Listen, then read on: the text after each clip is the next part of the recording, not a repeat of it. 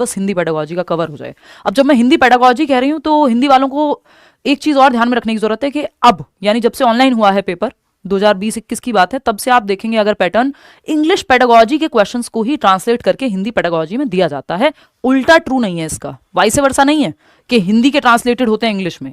English pedagogy के translated questions हैं Hindi pedagogy में, तो जिसका इंग्लिश पे कमांड है उसके लिए तो इजी हो जाती है हिंदी पेडागोजी सॉल्व करना, क्योंकि कई चीजें ऐसी हैं। आप अभी मैं एक क्वेश्चन आपको दिखाऊंगी थोड़ी देर बाद कि मतलब उन्होंने इतना भी कष्ट नहीं किया कि हिंदी पेडागोजी में अगर पूछ रहे हैं तो ये पूछ लें कि हिंदी पेडागोजी में क्वेश्चन आया हुआ है कि इंग्लिश का क्या स्थान है भारतीय संविधान में। नंबर 1 पढ़िए, एक साइड कॉलम ए है, दूसरी साइड कॉलम बी है। तो ये एक क्वेश्चन, मैंने वही कहा कि मैक्सिमम क्वेश्चन से सिलेबस कवर हो जाए, ज्यादा से ज्यादा आप सीख पाए। तो एक क्वेश्चन से कम 4 से 5 टॉपिक आपके क्लियर हो जाएंगे इससे, ठीक है ना। चलिए बहुत बढ़िया। 66% लोग कह रहे हैं फर्स्ट ऑप्शन इज ट्रू या राइट है, पहला ऑप्शन सही है। चलिए देख लेते हैं फटाफट से पहला ऑप्शन ट्रू है कि नहीं है। क्वेश्चन देखते हैं। संप्रेषणात्मक भाषा यानी कम्युनिकेटिव, अब हर एक चीज को हमें ट्रांसलेट करके चलना है क्योंकि इंग्लिश से ही ट्रांसलेटेड है, इंग्लिश हिंदी पेडागोजी में कोई अंतर बचा नहीं है अभी, ठीक। तो संप्रेषणात्मक भाषा यानी कम्युनिकेटिव लैंग्वेज शिक्षण, यानी CLT बोलते हैं इसको, कम्युनिकेटिव लैंग्वेज टीचिंग, इंग्लिश में यही सेम मेथड, ठीक। तो ये किसके साथ जाएगा? सामाजिक रूप से स्वीकृत और संदर्भ के अनुसार भाषा प्रयोग। यस, कम्युनिकेशन के माध्यम से आप भाषा सिखा रहे हैं, ये एक टीचिंग मेथड है, कम्युनिकेटिव लैंग्वेज टीचिंग। बात सही है, एकदम सही जा रहा है। सामने जो इसके लिखा हुआ है कॉलम बी में मैच हो रही है ये बात कि सोशली रूप से एक्सेप्टेड है कि बात कर करके बच्चा जो है भाषा सीखे, बच्चे को आप कम्युनिकेशन में डिस्कशंस में इन्वॉल्व कराइए, ये सही है। प्रत्यक्ष विधि या डायरेक्ट मेथड कहते हैं इंग्लिश में इसको। प्रत्यक्ष विधि का मतलब है डायरेक्टली आप उसी भाषा से भाषा सिखाते हैं जो भाषा सीखने का उद्देश्य रखा गया हो। मैं समझाती हूँ आसान भाषा में। टारगेट लैंग्वेज होती है एक, जिसको लक्ष्य भाषा कहते हैं। तो यहाँ पे प्रत्यक्ष विधि में लक्ष्य भाषा को उसी भाषा में सिखाया जाता है, यानी टारगेट लैंग्वेज को L2 भी आप उसको कह सकते हैं मोस्ट ऑफ द केसेस में। तो आप लक्ष्य भाषा को उसी भाषा से सिखाते हैं, यानी अगर टारगेट है कि इंग्लिश सिखाई जाए बच्चे को, तो इंग्लिश से ही इंग्लिश को सिखाया जाएगा, इंग्लिश में ही बातचीत की जाएगी, है ना। उसको आप जैसे आप लैंग्वेज 1 सीखते हैं उसी तरह से लैंग्वेज 2 सीखने का मौका आपको दिया जाएगा, ज्यादा से ज्यादा माहौल मिले। ये वो स्कूल्स नहीं होते हैं जो कई कॉन्वेंट स्कूल्स में पहले ऐसा होता था, अब तो त्रिभाषा सूत्र काफी हद तक लागू है, तो ये चीज अवॉइड करने लगे हैं कि फाइन है अगर आप हिंदी में बोलेंगे तो। मतलब डायरेक्ट उसी लैंग्वेज से आपको लैंग्वेज सीखनी है जो लैंग्वेज आप सीखना चाहते हैं। इसको ऐसे समझते हैं। प्रत्यक्ष विधि की जब हम बात कर रहे हैं यहाँ पे, प्रत्यक्ष विधि का मतलब है डायरेक्ट मेथड, इंग्लिश में कहते हैं इसको डायरेक्ट मेथड। तो एक आपकी टारगेट लैंग्वेज होती है जिसको हम लक्ष्य भाषा कहते हैं, टारगेट लैंग्वेज या सेकेंड लैंग्वेज भी इसको कई लोग कहते हैं, क्योंकि प्रथम भाषा तो टारगेट लैंग्वेज कभी मानी नहीं जाती। लक्ष्य भाषा कि आपको हिंदी आती है, इंग्लिश सिखाई जा रही है स्कूल में, या आप फ्रेंच सीख रहे हैं और आपको हिंदी आती है, तो फ्रेंच टारगेट लैंग्वेज हो जाएगी। टारगेट लैंग्वेज का प्रयोग जनरली स्कूल में ही किया जाता है, क्योंकि घर से तो आप मातृभाषा सीख के ही आते हैं। दूसरी होती है आपकी मदर टंग, जिसको MT या फिर नेटिव लैंग्वेज भी बोल देते हैं, जो आपके घर में आसपास बोली जा रही होती है वो भाषा, जिसको हम मातृभाषा कहते हैं। क्या कहते हैं? मातृभाषा, यानी आपके घर पे बोले जाने वाली होम लैंग्वेज, या नेटिव लैंग्वेज भी इसको कह देते हैं, फर्स्ट लैंग्वेज भी कह देते हैं, है ना। यानी जहां से आप हैं वो क्षेत्रीय भाषा आपकी, रीजनल लैंग्वेज भी हो सकती है ये, ठीक है। इतनी बात क्लियर है। तो टारगेट लैंग्वेज को जब हम टारगेट लैंग्वेज से ही सिखा रहे हैं, अगर उदाहरण लें कि इंग्लिश है टारगेट लैंग्वेज, तो इंग्लिश को जब इंग्लिश से ही सिखाया जाए, यानी हिंदी बोल के इंग्लिश नहीं सिखाई जा रही है, इंग्लिश का ही प्रयोग करके, इंग्लिश की मूवीज देख रहे हैं, इंग्लिश में ही बातें कर रहे हैं, ठीक है ना, तो तब ये प्रत्यक्ष मेथड हो जाता है, यानी डायरेक्ट मेथड हो जाता है। तो ये है व्याकरण से आगमनात्मक विधि, ना। मौन पठन, लिखित साहित्यिक भाषा, देखते हैं अभी कहाँ जाएंगे। व्याकरण अनुवाद, यानी इसको हम कहते हैं ग्रामर ट्रांसलेशन मेथड। यानी आप मान लीजिए जैसे हिंदी मीडियम वाले व्याकरण सीखते हैं तो उनकी किताबों में भी हिंदी में लिखे हुए होते हैं रूल्स इंग्लिश के, यानी आपकी जो मदर टंग है उसमें ट्रांसलेटेड होती है पूरी सेकंड लैंग्वेज या टारगेट लैंग्वेज, ठीक है ना। तो अगर हम देखें तो यहाँ आगमनात्मक तरीके से भाषा सिखाई जाएगी, ये व्याकरण सिखाया जाएगा, ये प्रत्यक्ष विधि में व्याकरण को आगमनात्मक तरीके से सिखाया जाता है, यानी जो ग्रामर है वो आपकी इंडक्टिव मेथड के ढंग से सिखाई जाएगी कि लैंग्वेज को यूज करके आप सीखते हैं, प्रत्यक्ष भाषा यानी डायरेक्ट लैंग्वेज। तो अब आपको डायरेक्टली रूल्स अलग से नहीं याद कराए जा रहे हैं जैसे ग्रामर ट्रांसलेशन में हो सकता है। यहां आप प्रत्यक्ष विधि में इंडक्टिव लॉजिक से सीख लेते हैं। इंडक्टिव मेथड क्या है? Known to unknown, example to rule. जब आप भाषा बोल रहे हैं उसी के कॉन्टेक्स्ट में आप ग्रामर भी सीख लेते हैं, आपको अलग से ग्रामर पढ़ने की जरूरत नहीं है। जैसे आपके हिंदी व्याकरण के क्वेश्चन कम गलत होते होंगे इंग्लिश के मुकाबले, क्योंकि आपने वो डायरेक्ट मेथड से या प्रत्यक्ष विधि से सीखी है कि भाषा डायरेक्ट बोल बोल के सुन करके सीखी है हिंदी, और उसका ग्रामर यानी व्याकरण संदर्भ में कॉन्टेक्स्ट में सीख लिया बिना नियमों के रटे। ठीक है बात? तो ये इंडक्टिव मेथड से आप व्याकरण सीखते हैं किसमें? प्रत्यक्ष विधि में। प्रत्यक्ष विधि के बारे में दो चीजें हैं डायरेक्ट मेथड के बारे में, कि एक तो इंडक्टिव मेथड से यानी कॉन्टेक्स्ट में ग्रामर सिखाई जाती है, दूसरा मदर टंग का यूज नहीं होता है। यहाँ पे मातृभाषा का इस्तेमाल वर्जित है। तो ये कई बार पूछ लिया जाता है कि कौन सी विधि है जिसमें मदर टंग को यूज नहीं कर सकते, तो मदर टंग को यूज डायरेक्ट मेथड में नहीं किया जाता। ये सारी इंपॉर्टेंट बातें हैं, इनको सुन लीजिए एक बार, फिर आगे हम स्पीड में चलेंगे जब हमने ये बेसिक फंडामेंटल सही कर लिए होंगे। तो मदर टंग का इस्तेमाल नहीं कर सकते डायरेक्ट मेथड में। व्याकरण अनुवाद पे आएंगे अभी, ठीक है। फिर वेस्ट मेथड, ये डॉक्टर वेस्ट का न्यू मेथड भी कहते हैं इसको रीडिंग का। इसमें मौन पठन होता है। क्या होता है? मौन पठन, यानी साइलेंट रीडिंग होती है। बच्चे का कॉम्प्रिहेंशन यानी वो समझ के जो है सीखे चीजें कॉम्प्रिहेंड कर पाए, इस चीज पे फोकस यहां होता है। ये डॉक्टर वेस्ट के साइलेंट रीडिंग, इसमें न्यू मेथड में साइलेंट रीडिंग पे फोकस किया जाता है। बात सही है कि नहीं है? तो डी का हो गया क्या? सेकंड। तो डी का सेकंड अगर आप देखें यहां भी है, फर्स्ट का फर्स्ट था ही, बी का 4 है ही, सी का ऑप्शन ही बचा क्या? लिखित साहित्यिक सामग्री। यहां आपको प्रॉपर, क्योंकि लिखने पढ़ने पे जोर ज्यादा रहता है ग्रामर ट्रांसलेशन मेथड में, तो कोई और ऑप्शन बचेगा ही नहीं सही, यही एकमात्र सही उत्तर रहता है यहाँ पे। ठीक है, तो अगर आप देखना चाहें तो संप्रेषणात्मक भाषा यानी कम्युनिकेट करके भाषा का इस्तेमाल करके भाषा सीख रहे हैं, बहुत नेचुरल तरीका है। प्रत्यक्ष विधि है, डायरेक्ट उसी भाषा में बातचीत करके आप वो भाषा सीख रहे हैं। स्कूल में जनरली डायरेक्ट मेथड का इस्तेमाल खूब किया जाता है, इसमें मदर टंग यूज नहीं करते हैं। व्याकरण अनुवाद में आप ग्रामर ट्रांसलेशन होता है, आपको बहुत सारी लिखने पढ़ने की चीजें दी जाएंगी, रूल्स सीखेंगे, ट्रांसलेट किया जाएगा उनको मदर टंग में। ठीक, डॉक्टर वेस्ट के न्यू मेथड में जो है साइलेंट रीडिंग होती है और आप कॉम्प्रीहेंड करके सीखते हैं, यानी जब आप साइलेंटली पढ़ते हैं तो आपका एक तो पेस ऑफ स्पीड लर्निंग है, यानी सीखने की गति बढ़ जाती है, क्योंकि समय व्यर्थ नहीं हो रहा बोल बोल करके पढ़ने में, है ना। और आप गहरी तरीके से समझ पाते हैं, कॉम्प्रीहेंशन आपका अच्छा होता है, भाषा को समझ बेहतर पाते हैं। तो ये चारों के बारे में मैंने आपको चीजें बताई। चलते हैं क्वेश्चन नंबर 2। देखिएगा, एक क्वेश्चन इस पे भी आता ही है, तो इन चारों में से एक किसी ना किसी पे जरूर क्वेश्चन आ जाएगा। अगर इस तरह से नहीं भी आया कॉलम मैच करने वाला तो जरूरी सेशन है, इसलिए मैं आपको बार बार ये चीज कह रही हूँ, ठीक है ना। फर्स्ट ऑप्शन कह रहा है कोई, फर्स्ट ऑप्शन 89% लोग कह रहे हैं।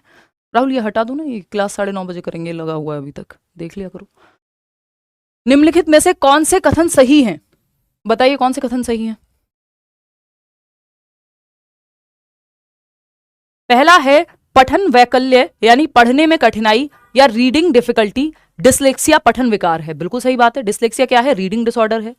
ठीक, अगर और आगे लेके जाएं तो रीडिंग और राइटिंग दोनों में दिक्कत हो सकती है, क्योंकि जो पढ़ता गलत है वो लिखेगा भी गलत। अगर जरूरत पड़े, आपके पास ऑप्शन ही ना हो पेपर में, तो रीडिंग और राइटिंग यानी लिखना पढ़ना दोनों से संबंधित विकार डिसलेक्सिया हो सकता है। प्रीमैरिली मुख्य रूप से ये पठन संबंधी विकार है, जो तारे जमीन पर में आप ईशान अवस्थी को देखते हैं कि उसको पढ़ने में बहुत स्ट्रगल करना पड़ता है। लेखन वैकल्य यानी डिस्ग्राफिया, ये डिस्ट्रैफिया लिखा हुआ है इन्होंने, क्या लिखा हुआ है? डिस्ट्रैफिया लिखा हुआ है, लेखन विकार है।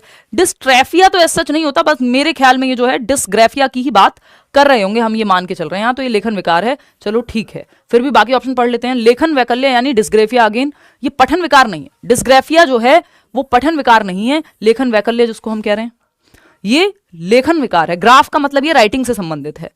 पठन वैकल्य यानी पढ़ने से संबंधित विकार डिसलेक्सिया, लेखन विकार है, ये कहना भी गलत हो जाएगा। ये दोनों ऑपोजिट में हैं जो सेकेंड ऑप्शन है, ठीक है। तो एक ही ऑप्शन सही बचता है, जो कि आप लोग फर्स्ट ऑप्शन कह रहे हैं 80%। नहीं, गलत जवाब। ए और बी और डी, नहीं, ए और बी दोनों सही हो सकते हैं। ए और बी है कहीं पे, थर्ड ऑप्शन। देखना कितने लोग सही जवाब दे रहे हैं। इसमें तो आप लोगों ने सबने गलत जवाब दे दिया। कितना? 14% देखो इतना आसान सवाल है ये, आपके चाइल्ड डेवलपमेंट एंड पेडागोजी, किसी भी सब्जेक्ट की पेडागोजी में ये सवाल पूछ लिया जा सकता है, कोई बड़ी बात नहीं है, और आप इसको गलत कर दे रहे हैं। और फिर कई लोग आएंगे आसान सवाल करा रहे हो। पेपर में आने वाले सवाल हैं, आ चुके हैं नए तरीके से, या तो आ सकते हैं, सिलेबस पे पैटर्न बिल्कुल सेम है ना, और फिर वो आकर के कहेंगे आसान सवाल है, और फिर इसमें 14% लोग सही जवाब देंगे। देख रहे हो, पता नहीं क्यों 67% लोग अभी भी लगे हुए हैं पहले ही ऑप्शन पे कि सिर्फ ए सही है, ए सही है। भाई यहाँ लेखन वैकल्य लिखा तो है, अगर ब्रैकेट में डिस्ट्रैफिया ही लिख दिया इन्होंने तो क्या फर्क पड़ता है? आपको कॉन्टेक्स्ट में देखनी है ना चीजें। तो ये डिस्ग्राफिया ही है वो, क्योंकि यहाँ पे तो लेखन वैकल्य ही लिखा हुआ है ना, तो लेखन विकार है, लेखन वैकल्य लेखन विकार है। तो जब आपको सेम चीज कही हुई है तो ब्रैकेट को आप इग्नोर भी कर सकते हैं। फर्स्ट ऑप्शन क्यों होगा यहां सही, है ना। तो ए और बी दोनों सही हैं, ए और बी दोनों सही हैं। क्यों? क्योंकि पठन वैकल्य, अगर मान लो ये लिखा ही ना होता, पठन वैकल्य लिखा होता, तब भी तो बात सही थी कि पठन वैकल्य पठन विकार होता है, डिसलेक्सिया। लेखन वैकल्य डिस्ट्रैफिया लिखा हुआ है, हिंदी में कई बार हो जाता है, डिसफेजिया ही है, वो डिसग्राफिया ही है ये, ठीक है। तो ये लेखन विकार है। क्योंकि यहां पे भी तो सेम ही लिखा हुआ है उन्होंने, लेखन वैकल्य पठन विकार है, पठन विकार नहीं है भाई, राइटिंग है। तो ए और बी दोनों सही हैं। ये थोड़ा सा आपको कॉन्टेक्स्ट में भी देखना होता है जवाब क्या कहना चाहता है। चलिए खैर, आया हुआ सवाल है ये, मैंने ऐसा नहीं है कि आपको कुछ ऐसा हो गया हो कि पूछा नहीं जा सकता ऐसे, या इतनी छोटी मोटी गलतियां नहीं हो सकती, वो भी करते हैं पेपर में। तो ये जरूरी है कुछ चीजें जिससे आपकी कंफ्यूजन क्लियर हो। नहीं, पेपर 1 के लिए नहीं है ये, पेपर 1 पेपर 2 दोनों के लिए, लैंग्वेज 1 लैंग्वेज 2 दोनों के लिए है। 15 नंबर की पेडागोजी, मिक्स क्वेश्चन है, और वो सिलेबस सेम ही है, कोई अलग से नहीं है। पेपर 1 का पेडागोजी का सिलेबस या पेपर 2 का पेडागोजी का सिलेबस हिंदी का सेम है सबके लिए, ठीक है ना। चलिए खैर, क्वेश्चन नंबर 4 देखिएगा, देखते हैं।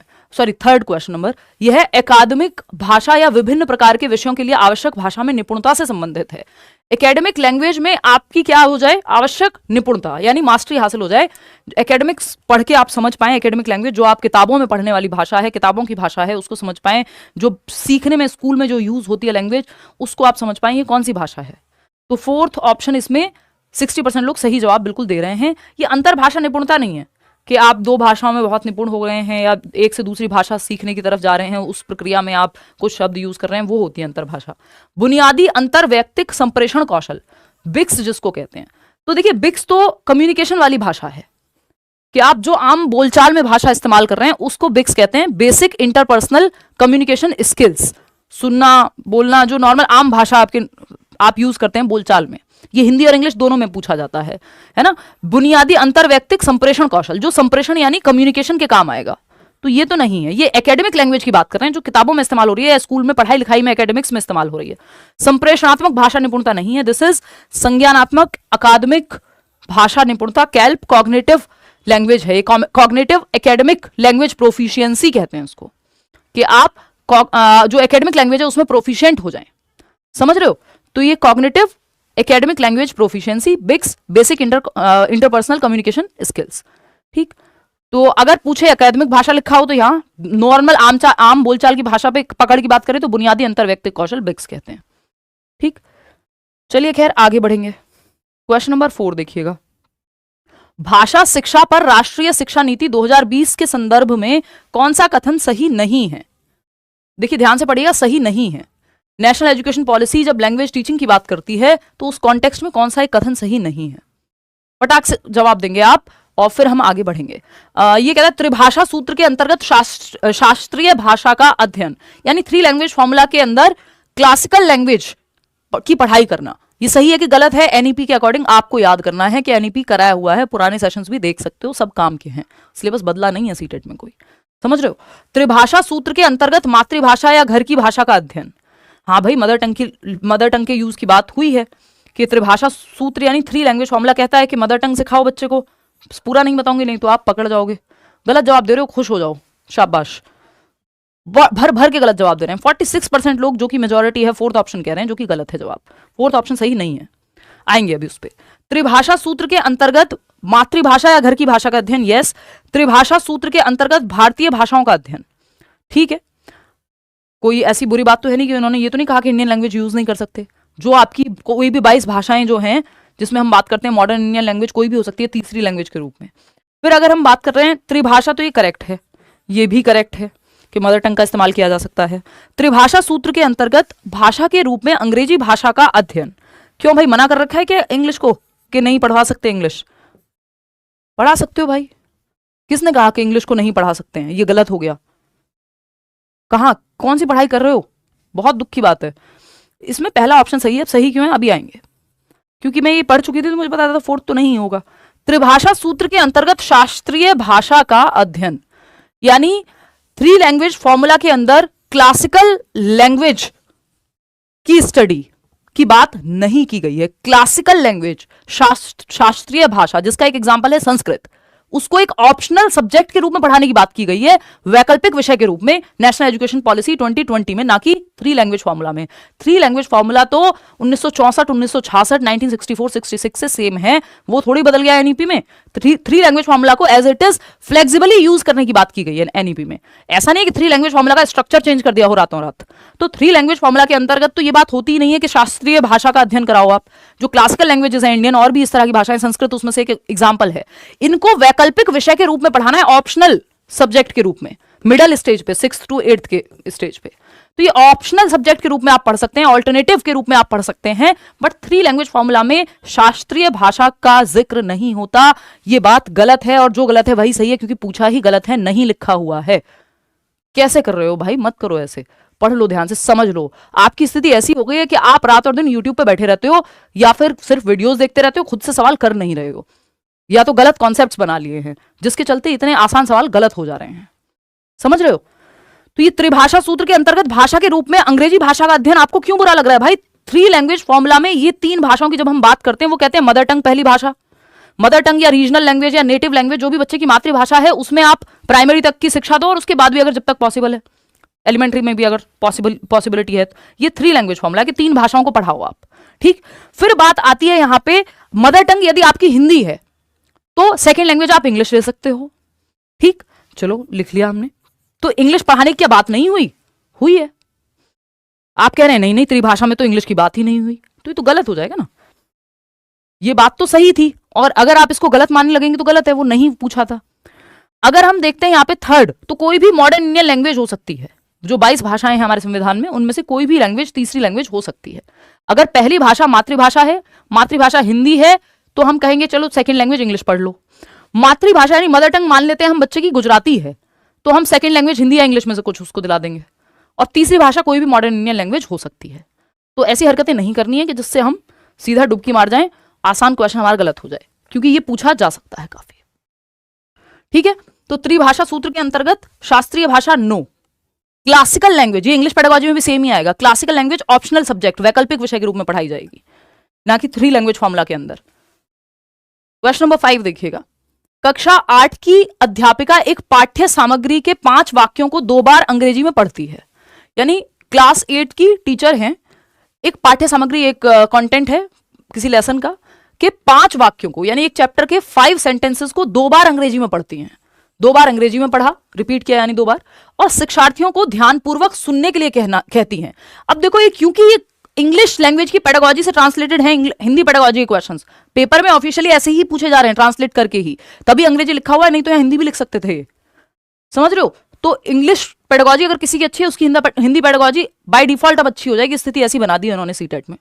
ठीक, कक्षा 8 की अध्यापिका एक पाठ्य सामग्री के 5 वाक्यों को 2 बार अंग्रेजी में पढ़ती है और शिक्षार्थियों को ध्यानपूर्वक सुनने के लिए कहती है। ठीक है, श्रवण पे फोकस है।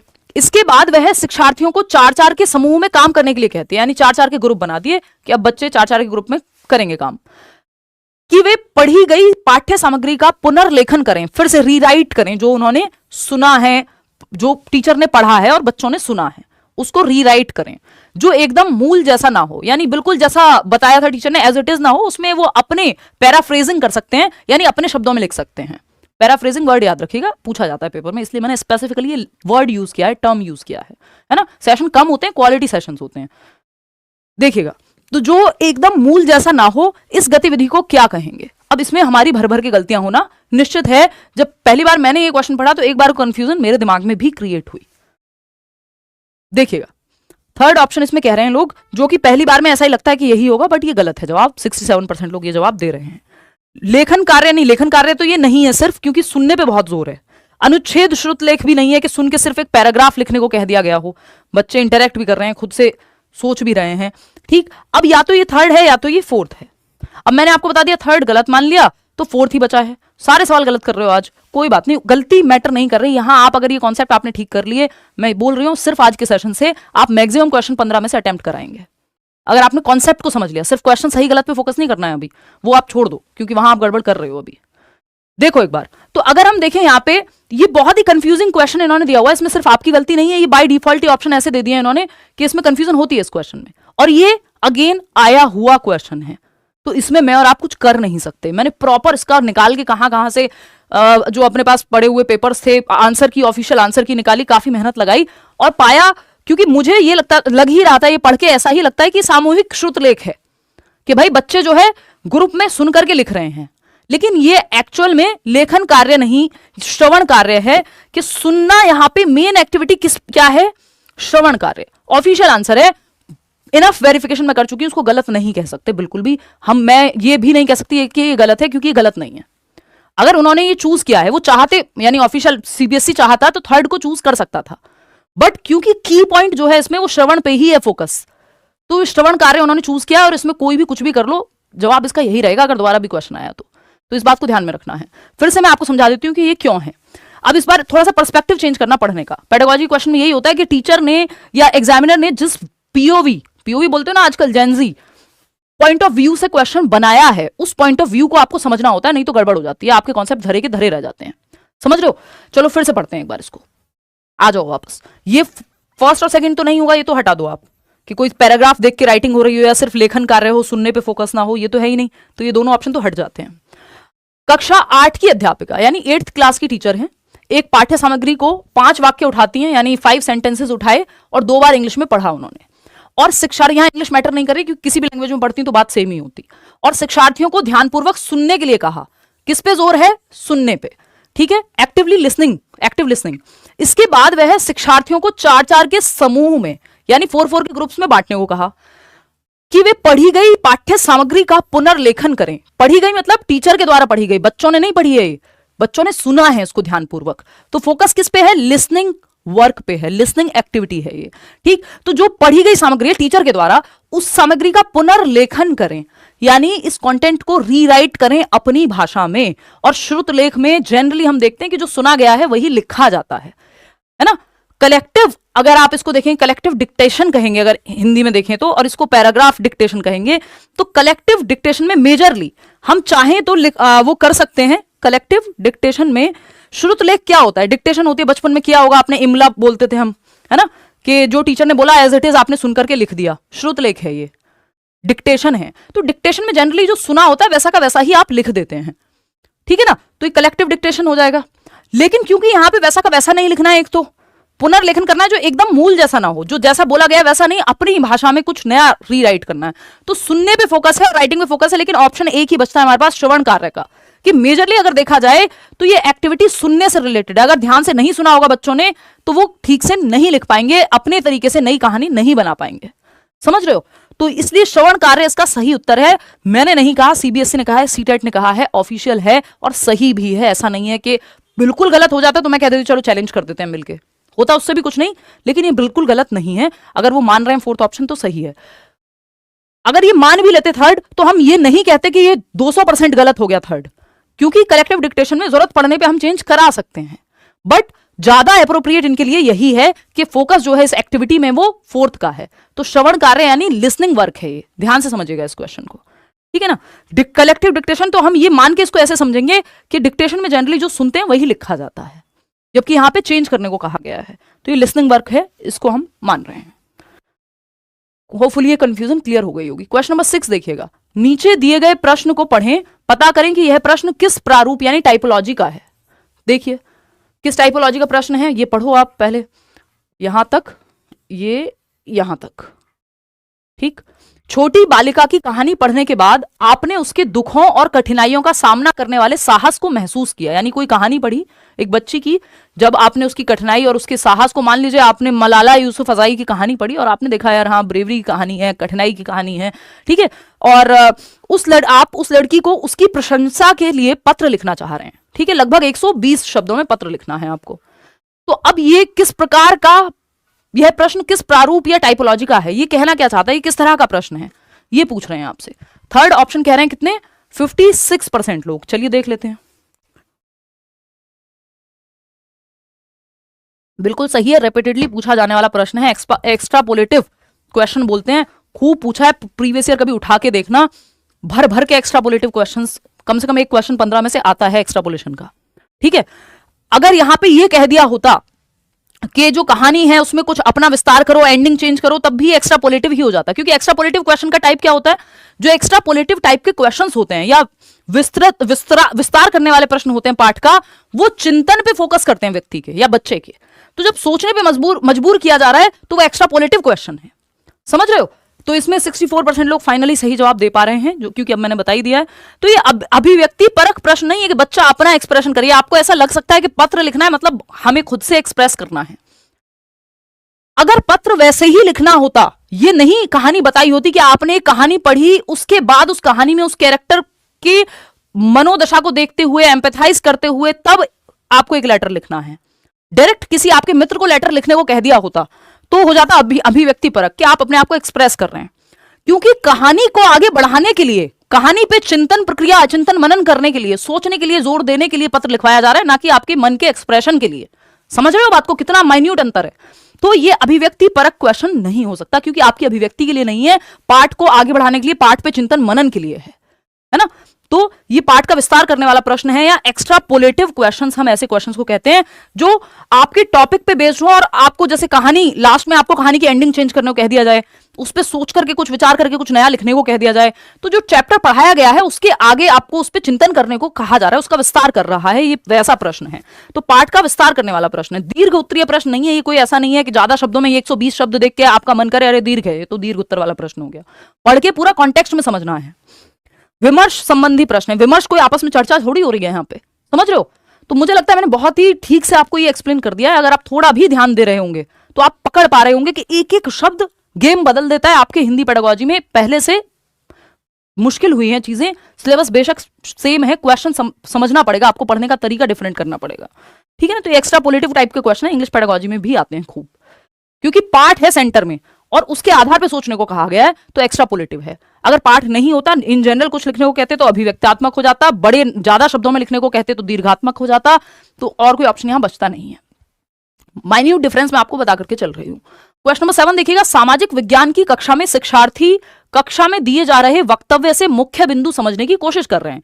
यानी सोशल साइंसेज की क्लास है, सोशल स्टडीज की क्लास है, और जो कक्षा में दिया गया वक्तव्य है, जो बातचीत हो रही है, जो बात कही गई है, उससे मुख्य बिंदु समझने की बात कर रहे हैं और मुख्य बिंदु लिख रहे हैं। इस कौशल को क्या कहेंगे, यानी जो भी बातचीत क्लास में हुई, जो भी वक्तव्य हुआ, उससे मुख्य बिंदु तक आप पहुंच पा रहे हैं। जैसे आप एक पैराग्राफ पढ़ते हैं और उसका अपना एक, कि इसका मीनिंग क्या होगा, देखना शौर्य का फोन आ रहा है, और इसका मीनिंग क्या होगा, यानी ये कहना क्या चाहता है, पूछ लो ना, मैसेज करके पूछ लो, कहना क्या चाहता है। अच्छा, कहना क्या चाहता है ये बताइए। सॉरी, शौर्य का नहीं था। एनीवे, तो इस कौशल को क्या कहेंगे, अध्ययन कौशल, लेखन कौशल, श्रवण कौशल, संज्ञानात्मक कौशल। सब अपने अपने जवाब दे रहे हैं। ये अध्ययन कौशल कहलाएगा, है ना। ये संज्ञानात्मक कौशल नहीं है, कोई ऐसी cognitive thinking, reasoning, problem solving वाली बात यहां नहीं हो रही। आपको कॉन्टेक्स्ट में समझना पड़ेगा, थोड़ा सीडीपी से निकल करके लैंग्वेज पेडागोजी पे आओ, ठीक है। तो सामाजिक विज्ञान की कक्षा में शिक्षार्थी कक्षा में दिए जा रहे वक्तव्य से मुख्य बिंदु समझने के लिए, मुख्य बिंदु क्या है वो समझने की कोशिश कर रहे हैं, और मुख्य बिंदु लिख रहे हैं, ठीक है। लिख रहे हैं मुख्य बिंदु, सिर्फ मुख्य बिंदु समझने पे छोड़ देते कुछ और बात होती।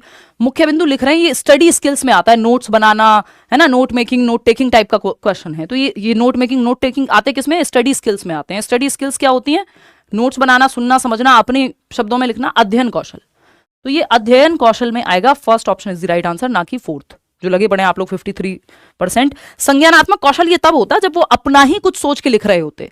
जो वक्तव्य हुआ है यहां कोई क्रिएटिविटी नहीं लगी, कोई ऐसा नहीं है कि उन्होंने सोच के कुछ मुख्य बिंदु अपनी मर्जी से बना दिया है। जो सुना है उसी के बेसिस पे बनाएंगे और लिखेंगे। तो ये स्टडी करने की एक स्किल है कि आपने नोट्स पढ़े और आप अपने पॉइंट्स बना रहे हैं, अपने नोट्स बना रहे हैं, तो ये अध्ययन कौशल है। ये संज्ञानात्मक कौशल नहीं है। संज्ञानात्मक कौशल तब होगा जब आप अपनी ओरिजिनल थिंकिंग का कुछ प्रयोग कर रहे होंगे, समझ रहे हो। तो लेखन कौशल तो ये नहीं है, क्योंकि आप ये नहीं कह सकते कि सिर्फ लिख रहे हैं तो लेखन कौशल हो गया। सुन रहे हैं, वो आपको देखना पड़ेगा कोर क्या है, क्वेश्चन सेंट्रली क्या पूछना चाह रहा है आपसे। तो ये अध्ययन कौशल में आता है, क्योंकि मुख्य बिंदु लिख रहे हैं। ये आपकी नोट मेकिंग, नोट टेकिंग में आता है। नोट मेकिंग जब आप खुद से बना रहे हैं पढ़ पढ़ के, नोट टेकिंग जब आप लेक्चर के चलते खुद से जो लेक्चर में कहा जा रहा है उसके मेन मेन पॉइंट्स लिख ले रहे हैं। तो जो लेक्चर में कहा जा रहा है वक्तव्य, उसके मेन मेन पॉइंट्स को आप लिख रहे हैं। This is note taking only. और ये क्या है, अध्ययन कौशल है। इसमें आप अपनी मर्जी से कुछ बदलाव करते तो मैं कहती कॉग्निटिव स्किल है, ये संज्ञानात्मक कौशल है, क्योंकि आपकी थिंकिंग, रीजनिंग, प्रॉब्लम सॉल्विंग खुद की फर्स्ट ऑर्डर थिंकिंग लग रही है। एनीवे तो ये ओरिजिनल थिंकिंग लग रही है, वैसा तो नहीं हो रहा ना। तो ये स्टडी कौशल है, क्योंकि आप सामाजिक विज्ञान की कक्षा में बैठे हैं और स्टडी कर रहे हैं और ये प्रोसेस पूरा चल रहा है। इमेजिन करके देख लो क्लासरूम। क्वेश्चन नंबर 8 देखिएगा, निम्नलिखित में से कौन सी प्रक्रियाएं भाषा को अच्छी तरह से लिखना सीखने में शामिल हैं। अब एक क्वेश्चन इन स्टेप्स पे भी आ जाता है कि आप भाषा को अच्छी तरह लिखना सीखने में कौन सी प्रोसेसेस शामिल हैं। तो मानस मंथन, जिसको ब्रेन स्टॉर्मिंग कहते हैं, बच्चे ग्रुप में सोच रहे हैं कुछ, मानस मंथन तो चारों जगह है, तो कैसे आप ढूंढोगे। फिर चलते हैं नेक्स्ट ऑप्शन पे, रूपरेखा, यानी आप एक आउटलाइन तैयार कर रहे हैं। अच्छा, मंथन से सीधा रूपरेखा, अभी पहले कुछ चूज तो करोगे, कुछ और तो करोगे। फर्स्ट ऑप्शन आंख बंद करके बिल्कुल तुक्का लगा देते हो। 63% लोग कह रहे हैं फर्स्ट ऑप्शन। पढ़ तो लो भाई पूरा। मानस मंथन, रूपरेखा तैयार करना, प्रारूपण, मुख्य बिंदु बाद में आया। अच्छा अच्छा अच्छा भाई, जब आप ब्रेनस्टॉर्मिंग करते हैं तो ग्रुप में बैठ करके किसी एक प्रॉब्लम पे या आइडियाज सोचने को कहा जा रहा है। अब इसमें से जो जरूरी, और ये फ्री फ्लो में होते हैं ब्रेनस्टॉर्म, यानी बारिश हो रही है आइडियाज की ब्रेन से, ग्रुप में बच्चे अलग अलग आइडियाज दे रहे हैं। अब इसमें से जो काम के आइडियाज होंगे उनको नोट किया जाएगा मुख्य बिंदु। तो ये मानस मंथन के बाद मुख्य बिंदु आना चाहिए था। इतनी दूर बाद अगर मुख्य बिंदु आएगा तो कैसे चलेगा। तो मानस मंथन के बाद अगर मुख्य बिंदु आपको कहीं दिख रहा हो, तीनों जगह दिख रहा है, तो इसका मतलब फर्स्ट ऑप्शन तो हट ही जाएगा एटलीस्ट। तो फर्स्ट तो नहीं होगा जो आप आंख बंद करके लगे पड़े हैं। ठीक, मानस मंथन, मुख्य बिंदु नोट करना, चलो ठीक है। प्रारूप लिखना, रूपरेखा तैयार करना, और भाई पहले रूपरेखा तैयार करोगे कि पहले प्रारूप लिख लोगे। पहले रूपरेखा तैयार करोगे, एक आउटलाइन तैयार करोगे, बाद में ड्राफ्ट बनाओगे, तो ये गलत हो जाएगा। ठीक है, मानस मंथन, मुख्य बिंदु नोट करना, प्रारूप लिखना, संपादन, रूपरेखा और अंतिम स्वरूप देना। मानस मंथन, मुख्य बिंदु नोट करना, चलो ठीक है, दोनों सही है। यहाँ पे ये भी सही है, फर्स्ट ये भी सेम है, सेकंड ये भी सही है, ये भी सही है। मुख्य बिंदु नोट कर लिया जब ब्रेनस्टॉर्मिंग की, मानस मंथन किया। फिर प्रारूप बनाया, नहीं भाई साहब प्रारूप बाद में बनेगा, पहले रूपरेखा, एक आउटलाइन तैयार करेंगे, फिर आप एक ड्राफ्ट तैयार करते हैं कि लिखना, उसको प्रॉपर एक ड्राफ्ट बनाया आपने, पहले आउटलाइन बनाओगे कि भाई ये परफॉर्मा है, ये है। ठीक, फिर अंतिम स्वरूप दोगे। अंतिम स्वरूप से पहले अगर प्रूफ रीडिंग लिखा होता तो वो भी सही हो जाता। तो ये ऑप्शन पे डिपेंड करता है टोटली। इसमें स्टेप्स तो ये कितने भी डाल देते हैं, है ना, कोई लिमिटेड स्टेप्स नहीं है, अलग अलग लोगों के हिसाब से अलग अलग स्टेप्स हैं राइटिंग में। तो मानस मंथन यानी ब्रेनस्टॉर्मिंग, मुख्य बिंदु आपने नोट किए यानी मेन पॉइंट्स, फिर आपने एक आउटलाइन बनाई, रूपरेखा, प्रारूप, एक ड्राफ्ट तैयार किया और अंतिम स्वरूप दिया। अगर अंतिम स्वरूप से पहले प्रूफ रीडिंग दिया होता तो प्रूफ रीडिंग हो जाता कि फाइनल जो आपने लेटर लिखा है या जो भी चीजें आप लिख के आगे दे रहे हैं। तो ये फोर्थ ऑप्शन यहाँ पे सही होगा, ना कि कोई और। आगे बढ़ेंगे, क्वेश्चन नंबर 9 देखिएगा, परभाषा व्यवहार, ट्रांसलैंग्वेजिंग क्या है। ये क्वेश्चन अब आने लगा है हिंदी और इंग्लिश दोनों में ऑफ कोर्स, तो आप फटाफट से बताएंगे। बोल दे दीजिए राहुल, क्या गर्लफ्रेंड का फोन आ रहा है?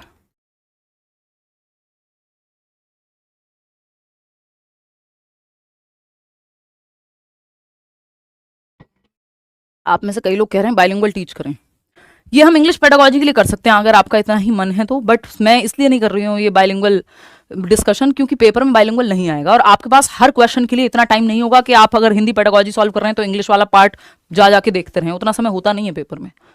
तो इस बात को लेके बहुत खुश होने वाली बात नहीं है कि सारे क्वेश्चन अगर आप ट्रांसलेट करने बैठ गए हिंदी से इंग्लिश में, बार बार पेपर में पलटते रह गए तो पलटने में टाइम चला जाएगा। तो आपको आदत तो उसी भाषा में सॉल्व करने की होनी चाहिए कि अगर हिंदी पेडागोजी का क्वेश्चन तो हिंदी में ही सॉल्व कर पा रहे हो, बेशक वो ट्रांसलेटेड ही क्यों ना हो इंग्लिश से। समझ रहे हो बात को? तो वो आपको यहां तो ईजी हो जाएगा, पेपर में तो नहीं होगा ईजी। तो फर्स्ट ऑप्शन 57% लोग। देखते हैं, अगर हम बात करें परभाषा यानी ट्रांसलैंग्वेजिंग क्या है, तो भाषाओं के शिक्षण अधिगम के दौरान एक भाषा से दूसरी भाषा में व्यवहार करने से संबंधित है। भाषाएं किस तरह से एक समय अवधि के दौरान अपना रूप बदलती हैं। एक कक्षा में एक से अधिक भाषाओं को संसाधन के रूप में इस्तेमाल करने की शिक्षण शास्त्रीय प्रक्रिया है। या विद्यालय में कितनी भाषाएं पढ़ानी चाहिए, इस मुद्दे पर शिक्षा नीति को, ये नीति वाली तो बात नहीं है, और ना ही ये जो है ये है कि भाषाएं किस तरह से एक समय अवधि में अपना रूप बदलती हैं। तो या तो फर्स्ट है या थर्ड है। फर्स्ट 62%। फर्स्ट ऑप्शन से आपको इतना प्रेम है कि आपको लगता है कि जहां फर्स्ट लिखा हुआ है वो दुनिया का बेस्ट जवाब है ना। अगर फर्स्ट आपको थोड़ा सा भी नेगेटिव ना लगे, या थोड़ा छोड़ दो, अगर मैं कहूं पूरा नेगेटिव ना हो फर्स्ट, तो सब आंख बंद करके फर्स्ट ही जवाब देना शुरू कर दें, है ना। कि अगर पूरी तरह से सामने से फर्स्ट ऑप्शन ईंट ही फेंक के ना मार रहा हो, तब तक आप मना नहीं करते कि फर्स्ट ऑप्शन नहीं होगा। समझ रहे हो? चलो खैर देखते हैं, हमने क्या हटाए थे, 2 ऑप्शन हटाए थे कि कैसे रूप बदलती हैं भाषाएं और कितनी भाषाएं पढ़ानी चाहिए। इससे ट्रांसलिंगुअलिज्म का कोई भी लेना देना नहीं है। परभाषा व्यवहार, ट्रांस लैंग्वेजिंग क्या है? तो भाषाओं के शिक्षण अधिगम के दौरान एक भाषा से दूसरी भाषा में व्यवहार करने से संबंधित है, तो वो ट्रांसलेशन जैसी बात हो गई, बट पूरी तरह से उसको गलत नहीं कह सकते। हमें अब दोनों ऑप्शन में से ही चूज करना है कि कौन सा ज्यादा बेहतर है, उसके साथ जाएंगे। एक कक्षा में एक से अधिक भाषाओं को संसाधन के रूप में इस्तेमाल करने की शिक्षण शास्त्रीय प्रक्रिया है, एक तरह से हम कह सकते हैं पेडागोजिकल टेक्निक है।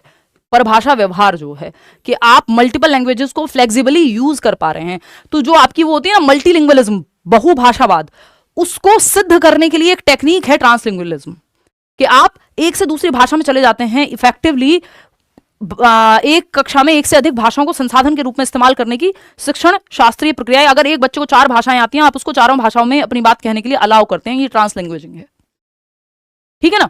भाषाओं के शिक्षण अधिगम के दौरान एक भाषा से दूसरी भाषा में व्यवहार, सिर्फ ये दूसरी भाषा तक सीमित नहीं है कि आप एक भाषा से दूसरी भाषा में व्यवहार करने से संबंधित है, यहां मल्टीपल लैंग्वेजेस में भी आप ट्रांसलेट या फिर फ्लेक्सिबली स्विच कर सकते हैं कि एक नहीं दूसरी या जितनी भी भाषाएं आती हैं, जो भाषा का मन करे वो भाषा बच्चा बोल सकता है या उसका इस्तेमाल किया जा सकता है। तो ये पूरी तरह से गलत नहीं है, बट इससे कहीं बेहतर ऑप्शन जो एग्जैक्टली ट्रांसलिंगुअलिज्म या ट्रांसलैंग्वेजिंग के बारे में बात करता है, ट्रांस का मतलब ये है कि यहाँ पे चेंज होने की बात हो रही है, तो कई सारी भाषाएं एक साथ फ्लेक्सिबली यूज हो पा रही हैं। ये टेक्निक है अपने आप में एक पेडागोजिकल, ध्यान रखिएगा, आगे फिर आएगा एक सवाल इस तरह का कुछ। तो थर्ड ऑप्शन है यहाँ पे, ना कि फर्स्ट। क्वेश्चन नंबर 10 देखिएगा। क्वेश्चन नंबर 10 क्या कह रहा है? कक्षा 6 की अध्यापिका शब्दावली समृद्ध करने के लिए, यानी आपकी वोकैबुलरी एनरिच्ड हो, बेहतर हो, है ना। वोकैबुलरी से मुझे याद आया एक सवाल कि एक होती है एक्टिव वोकैबुलरी और दूसरी होती है पैसिव वोकैबुलरी। ये भी सवाल पूछ लिया जाता है, उस पर हम आएंगे। सक्रिय शब्द संपदा और निष्क्रिय शब्द संपदा हिंदी में अगर कहें तो अभी तो आप पहले इसका जवाब दीजिए, फिर उसको, क्योंकि मेरी कोशिश ये है कम से कम क्वेश्चन या जितने क्वेश्चन कर रहे हैं ज्यादा से ज्यादा टॉपिक्स कवर कर सकें। हवा टाइट हो गया सबका, बहुत बढ़िया। जब वो तो स्थिति ये है कि मैं कभी भी अपनी ईगो सेटिस्फाई करने के लिए मुश्किल क्वेश्चन नहीं कराती हूँ। जो पेपर में आने चाहिए आते हैं, पैटर्न है, लेवल है, वही तरह के क्वेश्चन हम करते हैं, है ना। कि हार्ड क्वेश्चन हम इसलिए करें क्योंकि टीचर की ईगो सेटिस्फाई हो या आपकी ईगो सेटिस्फाई हो। उससे कुछ नहीं होने वाला कि 10% लोगों ने बहुत अच्छी पढ़ाई कर रखी है, अब वो मुश्किल क्वेश्चन भी कर लेंगे, जबकि पेपर में अगर 100 क्वेश्चन आ रहे हैं तो 10 या 20 ही क्वेश्चन मुश्किल आने हैं, और जिसने पैटर्न में पढ़ाई की है वो मुश्किल क्वेश्चन भी कर लेगा। तो मिक्स्ड लेवल होना चाहिए कि इतने % मुश्किल, इतने % इजी। एनीवे 76% लोग सेकंड ऑप्शन कह रहे हैं, जो कि सही भी लग रहा है इस बार मुझे। बड़ी मुश्किल से आप लोगों ने सही जवाब दिया है कि कक्षा 6 की अध्यापिका शब्दावली समृद्ध करने के लिए चम्मच, प्लेट, डिब्बे, परात कक्षा में लेकर आती है। इन्हें दिखाकर वह रसोई में इस्तेमाल होने वाली वस्तुओं का विवरण लिखना चाहती है। भाषा शिक्षण के संदर्भ में इन वस्तुओं को क्या कहेंगे? जब एक्चुअल ऑब्जेक्ट्स क्लास में यूज करने लग जाए टीचर, तो इसको रियलिया कहते हैं। इंग्लिश में ये बहुत पहले से आता है, हिंदी में अभी आना शुरू हुआ है जब से ट्रांसलेशन शुरू हो गया है पेडागोजी में। नहीं तो इंग्लिश पेडागोजी में तो ये जमानों से आता है, आप कोई पेपर उठा लो 2012, 13, 14 सब में मिलेगा आपको ये, ठीक है ना। तो वास्तविक वस्तुएं या रियलिया कहते हैं, रियल ऑब्जेक्ट्स। जब क्लासरूम में लाया जा रहा है कि बच्चे की वोकैबुलरी बेहतर हो, कि जैसे मैं कभी भी बात करती हूँ तो अगर मैं बॉटल उठा करके या फोन उठा करके आपको इसको एग्जाम्पल के रूप में एक टीचिंग लर्निंग मटेरियल के रूप में यूज कर ले रही हूँ, इसका मतलब ये रियलिया है, रियल ऑब्जेक्ट है जो क्लासरूम में पढ़ाने के लिए लाया गया है या क्लासरूम में हेल्प हो टॉपिक को और क्लियर करने के लिए लाया गया है, ठीक। तो ये बात एकदम क्लियर है, इसमें तो कोई भी गलती आप लोग ना ही करें। शिक्षण सामग्री है, लेकिन शिक्षण सामग्री के अंदर भी ये वास्तविक वस्तुएं रियलिया कहलाती हैं, तो आपको स्पेसिफिक आंसर पे जाना है। ये वैसा ही हो गया जैसा अभी इससे पहले वाले क्वेश्चन में मैंने कहा था कि फर्स्ट पूरी तरह से गलत नहीं है, लेकिन उससे बेहतर ऑप्शन हमारे पास, देखो ऑप्शन वो सही होता है जो बाकियों से बेहतर हो या बाकियों को अपने अंदर कवर कर ले, इंक्लूड कर ले। वो भी उससे भी बेहतर कई बार वही हो जाता है जो स्पेसिफिकली पूछा गया है, जो सबसे बेहतर है। खाना पकाने के बर्तन, ये तो फालतू बात है, आपको पीछे का मतलब समझना है। पेडागोजी में जो सामने कहा जा रहा है उसके आगे जाना है, लिटरल मीनिंग से आगे जाना है, वास्तविक जीवन के कार्य नहीं। ये अब यहाँ पे एक्टिव वोकैबुलरी की जब हम बात कर रहे थे, एक्टिव और पैसिव वोकैबुलरी, एक बार ये और देख लो। वोकैब यानी शब्द भंडार जिसको हम कहते हैं, है ना, शब्दों का भंडार जो आपके पास होगा, शब्द भंडार जो दैनिक जीवन में आप यूज करेंगे उसको हम एक्टिव कह देते हैं, है ना। वोकैबुलरी, एक्टिव वोकैबुलरी और पैसिव वोकैबुलरी। एक्टिव वोकैबुलरी जिसको हम सक्रिय शब्द भंडार कहते हैं, एक्टिव वोकैब जो आप डेली जीवन में या बार बार आपके भाषा प्रयोग में यूज होते रहते हैं जो शब्द, वो एक्टिव वोकैबुलरी में आते हैं। भाई जितने भी शब्द आप जानते हैं, आपने पढ़े हैं डिक्शनरी से, पेपर के टाइम पे किसी सब्जेक्ट में पढ़े हैं, जरूरी नहीं है कि वो शब्द आप यूज भी करते हो। जैसे एक शब्द हम 11th 12th में पढ़ते थे मैथ्स में, आयोटा, हम नॉर्मली नहीं यूज करते हैं, बट कुछ लोगों की एक्टिव वोकैबुलरी में वो शब्द होगा, अलग कॉन्टेक्स्ट में होगा। तो आप जानते हो सकता है काफी सारे शब्द हो, लेकिन उसमें से यूज फिर भी लिमिटेड ही शब्द होते हैं जब आप दैनिक जीवन में यूज कर रहे होते हैं। तो जो लिमिटेड शब्द बार बार आप यूज कर रहे हैं वो आपकी एक्टिव वोकेबलरी है, या लिमिटेड नहीं, जितने भी शब्द आप एक्टिवली यूज कर रहे हैं, सक्रिय रूप से आपकी भाषा में आते हैं, बोलते समय, लिखते समय, वॉटेवर, तो वो एक्टिव वोकैब का पार्ट है। पैसिव क्या है? जो शब्द आप जानते हैं बट एक्टिवली यूज नहीं करते हैं, एक्टिवली यूज नहीं करते हैं। जैसे लिटरेचर पढ़ते समय एक शब्द का जिक्र होता था वर्मिलियन, जिसको सिंदूर कहते हैं, जनरली यूज नहीं होता हमारी एक्टिव वोकैबलरी में। हिंदी में बेशक होता होगा सिंदूर, ठीक है ना। तो ये पैसिव वोकैब वो है जो शब्द आप जानते हैं बट इस्तेमाल में नहीं है आपके उतने। एक्टिव वोकैब वो है जो आप जानते तो हैं, ऑफकोर्स जानते तो दोनों को ही हैं, लेकिन आपकी दैनिक भाषा में यूज भी होते हैं ये शब्द। तो ये एक बेसिक सी बात है, पूछ लिया जाता है कभी कभी। आगे बढ़ेंगे, क्वेश्चन नंबर 11 देखिएगा, घोषणात्मक ज्ञान। इस पे भी एक सवाल आता है घोषणात्मक पे, और दूसरा है प्रक्रियात्मक, इसका जस्ट ऑपोजिट। तो फटाफट से आप समझेंगे घोषणात्मक ज्ञान क्या है। अगर आप चाहें मैं आपकी मदद करूं, स्कैप फोल्डिंग दूं, तो मैं यहां पे लिख देती हूं घोषणात्मक का मतलब है डिक्लेरेटिव नॉलेज, डिक्लेरेटिव नॉलेज, ठीक है। दूसरा इसका उल्टा जो होता है वो होता है प्रोसीजरल नॉलेज, प्रक्रियात्मक ज्ञान, ठीक। तो अगर हम देखें किसी भाषा के शब्द का उच्चारण करना जानना, यानी कैसे प्रोनाउंस करना है। देखिए जब भी बात कैसे की आ जाए ना, इन दोनों में अंतर करने का यही तरीका है। जब कैसे की बात आए, फंक्शन करने की बात आए, तो वो प्रोसीजरल नॉलेज है, प्रक्रियात्मक ज्ञान है, ना कि डिक्लेरेटिव। प्रोसीजरल नॉलेज है कि आपको प्रोसीजर पता है कि उसको एक्चुअल में यूज या प्रोनाउंस कैसे करते हैं। व्याकरणिक तत्वों के बारे में ज्ञान, ये आपको कैसे नहीं क्या पता है, व्हाट पे ध्यान है, क्या जानते हैं, मतलब डिक्लेरेटिव नॉलेज। वाई अगर आ जाए तो, या हाउ आ जाए तो प्रोसीजरल नॉलेज। बात सही है कि नहीं है, अभी समझेंगे, डोंट वरी, ठीक। अगर हम देखें व्याकरणिक तत्वों में त्रुटि की पहचान करना, अब ये कैसे है कि आप एक्चुअल में प्रैक्टिकली जब यूज कर रहे हैं नॉलेज को, तो वो प्रोसीजरल नॉलेज है, प्रैक्टिकल नॉलेज है, प्रक्रियात्मक ज्ञान है। जब आप त्रुटि फाइंड आउट कर रहे हैं यानी एरर ढूंढ रहे हैं, तो ये आप एक्चुअल में यूज कर रहे हैं जो आपने सीखा था, जो नियम आपने सीखे थे। लेकिन सिर्फ नियमों को सीखना या जानना ये घोषणात्मक ज्ञान है। डिक्लेरेटिव नॉलेज है कि आपको डेफिनेशन पता है, उस चीज की थियोरी पता है, बट एक्चुअल प्रैक्टिकली कैसे करते हैं वो प्रोसीजरल नॉलेज में आएगा। कि स्विमिंग ऐसे करते हैं, 4 स्टेप पता है आपको, एक्चुअल में कभी स्विमिंग नहीं की, तो आपको डिक्लेरेटिव नॉलेज, आपके पास घोषणात्मक ज्ञान है कि साइकिल ऐसे चलाते हैं, साइकिल चलाना आता है या कैसे चलाते हैं, तो आपके पास प्रोसीजरल नॉलेज, आपको प्रोसीजर पता है स्टेप बाय स्टेप। एरर अगर ढूंढ पा रहे हैं तो प्रोसीजरल है, समझ पा रहे हो। किसी व्याकरणिक तत्व पर कैसे कार्य किया जाए यह जानना, कैसे तो बात ही प्रोसीजरल या प्रक्रियात्मक ज्ञान पे आती है। जब थियरी पता है, एक्चुअल उसकी प्रैक्टिकलिटी नहीं पता, तो ये घोषणात्मक ज्ञान है कि व्याकरणिक तत्वों के बारे में जान रहे हैं, ग्रामेटिकल एलिमेंट्स के बारे में जान रहे हैं, उनको यूज कैसे करना है रियल लाइफ में, वो प्रोसीजरल में आ जाएगा। समझ रहे हो बात को। तो second option is the right answer. सिर्फ 47% लोग ही सही जवाब दे पा रहे हैं, वो भी इतनी एक्सप्लेनेशन के बाद। क्वेश्चन नंबर 12 देखिएगा और जवाब दीजिएगा। क्वेश्चन नंबर 12 देखिएगा और जवाब दीजिएगा। इतने एक सवाल का जवाब मैं दे देती हूँ। कुछ कोई तो किसी का मन है कुछ पूछने का। Ma'am, I am Atif, I have completed DLED. My graduation exams are over, but the result is still awaited. Can I appear for CTET paper 2 and it will be valid? हाँ, ठीक है, कोई दिक्कत नहीं है। ये आतिफ, बट बहुत कम जगहों पे आप यूज कर पाएंगे इसको, क्योंकि कम ही जगहों पे ये मौका मिल पाता है कि DLED प्लस ये जो आपका ग्रेजुएशन की आप बात करो, बट आप पेपर तो दे सकते हो, उसमें कोई दिक्कत नहीं है ना, उससे कोई फर्क नहीं पड़ता रिजल्ट आया नहीं आया, वो CTET के केस में सब ओके है। देखिएगा क्वेश्चन नंबर 12 देखिएगा, निम्नलिखित में से कौन सी विधि भाषा अधिगम के लिए यानी लैंग्वेज लर्निंग के लिए ड्रिल और भाषा के औपचारिक गुणधर्म में निपुणता को आवश्यक रूप की तरह अनुशंसा करती है। तो सब अपना अपना जवाब दे रहे हैं यहाँ पे। देखना ड्रिल लिखा है यानी बार बार प्रैक्टिस की बात हो रही है, और भाषा के औपचारिक गुणधर्म यानी फॉर्मली जो वाक्य या शब्द यूज होते हैं, शब्दांश यूज होते हैं, उनका बार बार उसमें मास्टरी हासिल करना। ये बात, ये देखो कम्युनिकेशन की जब भी बात आएगी ना, ये जो आप लगे पड़े सेकंड ऑप्शन सही बनाने पे, ये है नहीं। 56% लोग कह रहे हैं संप्रेषणात्मक भाषा अधिगम, कम्युनिकेटिव लैंग्वेज टीचिंग। ये जो कम्युनिकेशन के माध्यम से जब आप भाषा को सिखाएंगे ना, कभी भी ड्रिल शब्द यूज नहीं होगा, लिख लीजिएगा कहीं।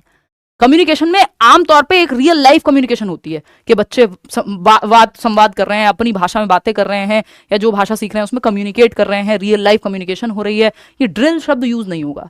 ड्रिल और प्रैक्टिस हमेशा व्यवहारवादी परिप्रेक्ष्य में ले जाता है आपको, है ना, कि बिहेवियरिस्टिक अप्रोच है, थोड़ा रेक्टिफिकेशन की तरफ जाता है। तो एक मेथड है जो उसको पूरी तरह सपोर्ट करता है, वो है आपका ऑडियो लिंग्विलिज्म, श्रव्य भाषावाद।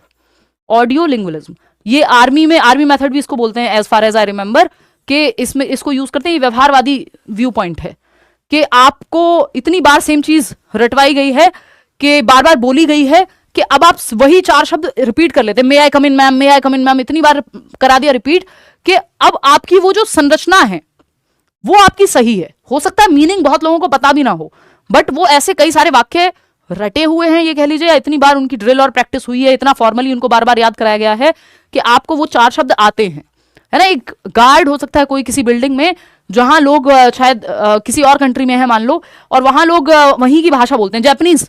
इंडियन व्यक्ति है, कोई जापान चला गया, एक गार्ड का काम कर रहा है मान लेते हैं। अब बार बार लोग आते हैं, जो वहां के 4-5 शब्द होंगे या कुछ सेंटेंस स्ट्रक्चरिंग होगी, वो पिक कर लेगा विद टाइम, क्योंकि वो इतनी बार रिपीट हुए हैं। सुन करके बार बार आप उसको ग्रहण कर लेते हैं। ये ऑडियोलिंगुअल मेथड है, श्रव्य भाषावाद है। तो ये तो जो है यही सही है यहाँ पे, क्योंकि ड्रिल और भाषा के औपचारिक गुणधर्म, वैसे हम इसको बहुत अच्छा चाइल्ड सेंटर्ड नहीं मानते हैं, लेकिन यहाँ पे एज इट इज फॉर्म आप याद रख पाएंगे, क्योंकि आपने इतनी बार वो चीज सुनी है। व्याकरण अनुवाद विधि में तो आपको ग्रामर ट्रांसलेशन, जीटी मेथड बोलते हैं, ओल्डेस्ट मेथड भी बोल देते हैं कई लोग इसको, ट्रेडिशनल अप्रोच है ना, कि आपको ट्रांसलेट करके अपनी भाषा में, आप जैसे इंग्लिश के रूल्स आप सीख रहे हैं हिंदी में याद कर रहे हैं, उसको ट्रांसलेट करके, है ना। कुल इसमें क्या होता है कि इसमें आपकी रीडिंग राइटिंग तो अच्छी हो जाती है, लिसनिंग स्पीकिंग उतना काम नहीं आ पाती, है ना। इट्स लाइक के जो यूपी बोर्ड या हिंदी मीडियम के बच्चे हैं, उनका ग्रामर तो स्ट्रांग हो जाता है, लेकिन वो जो आपकी स्पोकन लैंग्वेज है वो उतनी अच्छी नहीं हो पाती, क्योंकि स्पोकन लैंग्वेज के लिए डायरेक्ट मेथड का यूज हुआ होना चाहिए, कि उस भाषा का प्रयोग बोल करके बहुत किया गया है या कम्युनिकेशन में किया गया है। कुल भौतिक प्रतिक्रिया टीपीआर बोलते हैं, टोटल फिजिकल रिस्पॉन्स। यानी एक मछली थी, इतना बड़ा हाथी था, तो आपको फिजिकल एक्टिविटी करते हुए नजर आ जाएगा टीचर। जब भी टीपीआर का क्वेश्चन आएगा तो ऐसा ही कुछ लिखा हुआ होगा कि जो टीचर एक्शन कर रही है उसके पीछे ही बच्चे रिपीट कर रहे हैं सेम फिजिकल एक्टिविटी करते हुए। समझ रहे हो? तो ये एक बात है। तो ये टीपीआर का क्वेश्चन नहीं है, ये श्रव्य भाषावाद का है, संप्रेषणात्मक का इसलिए नहीं है क्योंकि यहाँ पे सिर्फ कम्युनिकेशन की बात नहीं हो रही है, बार बार ड्रिल प्रैक्टिस की बात हो रही है। तो first option is the only right answer. Clear है बात? ये क्वेश्चन, ये सेशन 2 बार देख लेना चाहे, लेकिन ये बहुत हेल्पफुल रहने वाला है। जैसी आपकी हरकतें मुझे दिख रहा है पोल में, तो कृपा करके इसी सेशन को 2 बार देख लेना, बजाय कि आप 50 नए क्वेश्चन करें। मतलब जितना एक्स्ट्रा कर लो वो तो अच्छी बात है, लेकिन कॉन्सेप्ट क्लैरिटी आपको चाहिए। कॉन्सेप्चुअल क्लैरिटी नहीं होगी, आप गड़बड़ कर देंगे, आप रट्टाफिकेशन की तरफ जाते हुए दिख रहे हैं मुझे। टुडे क्वेश्चंस में दिक्कत नहीं है निकिता, क्वेश्चन प्रॉब्लम नहीं है, आपकी कॉन्सेप्चुअल क्लैरिटी गड़बड़ हो रखी है। क्वेश्चन तो ऐसे ही आते हैं। क्वेश्चन नंबर 13 देखिएगा, कक्षा 7 का विद्यार्थी एलम कन्नड़, मराठी, हिंदी और अंग्रेजी 4 भाषाएं जानता है। घर में जब वह अपने माता पिता के साथ बात करता है तो वह प्रवाह यानी फ्लुएंसी के साथ 4 भाषाएं बोलता है, और विद्यालय में वह हिंदी, कन्नड़ तथा अंग्रेजी में बोलता है, क्योंकि उसके मित्र व अध्यापकों को यही भाषाएं आती हैं। जो चौथी भाषा थी मराठी, वो वहां नहीं आती, तो वो स्कूल में मराठी नहीं यूज कर रहा, बाकी तीनों जो कन्नड़ है, हिंदी है और अंग्रेजी है वो यूज कर ले रहा है, क्योंकि उसके मित्र व अध्यापकों को यही भाषाएं आती हैं। इस स्थिति को किस रूप में जाना जाएगा, बताइएगा आप। अभी मैंने आपको ये डिस्कस कराया था थोड़ी देर पहले, और मैंने कहा था कि एक सवाल और आएगा इस तरह का, तो आप ध्यान से इसको सॉल्व कीजिएगा। याद करो। 64% लोग फाइनली आप सही जवाब दे पा रहे हैं, बहुत सुकून, बड़ा अच्छा लगा। आज के तो आप, हमने कितने 13 सवाल किए, 1-2 ही क्वेश्चन आप लोगों ने मेजोरिटी ने सही दिया, नहीं तो सब गलत दे रहे हैं।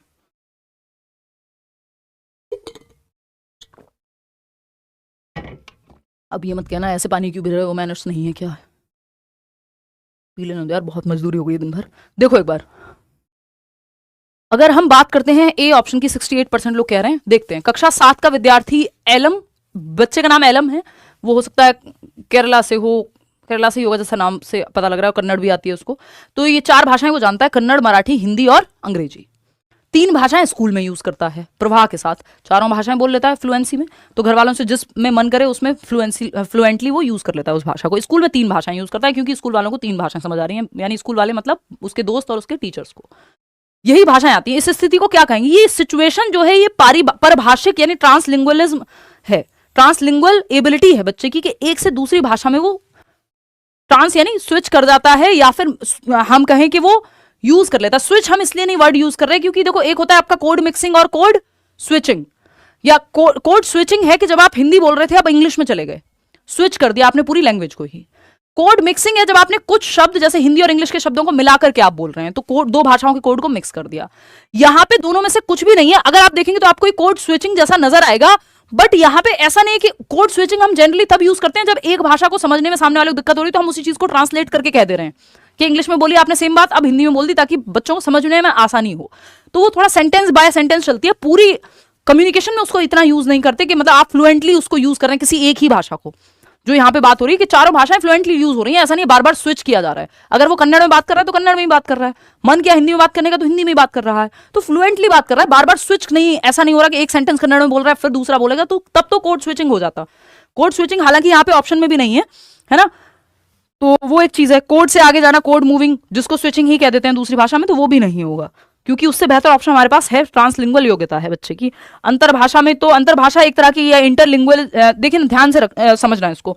ट्रांसलिंगुअल हो गया, मल्टीपल भाषाओं का इस्तेमाल किया जा रहा है। इंटर लैंग्वेज, ये जो आपकी वो होती है ना बहुभाषिता, मल्टीलिंगुअलिज्म, उसी को फैसिलिटेट करता है ट्रांसलिंगुअलिज्म जो है। इंटर लैंग्वेजिंग या इंटर लैंग्वेज अंतरभाषा जो है, ये जब आप एक भाषा से दूसरी भाषा सीख रहे हैं तो आप बीच में ना कुछ शब्द अपने ही बना लेते हैं, अपनी एक ग्रामर बना लेते हैं, जिसमें थोड़ी बहुत गलती भी होती है, तो ये ट्रांजिशन फेज है अंतरभाषा कि बच्चा जो है गो को गोड कई बार यूज कर लेता है, ओवर जनरलाइजेशन भी कर रहा है, अपने कुछ नियम बना रहे हैं, क्योंकि अभी वो एक भाषा से दूसरी भाषा सीख रहा है।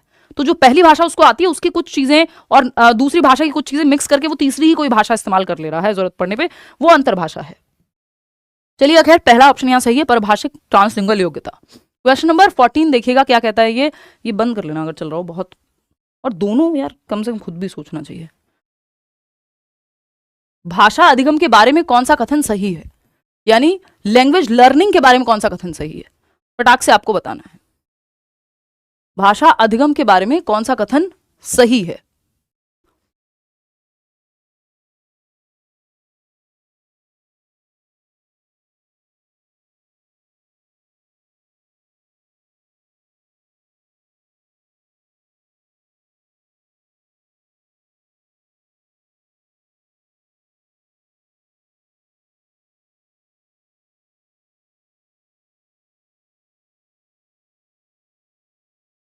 क्वेश्चन नंबर 14, भाषा अधिगम के बारे में कौन सा कथन सही है।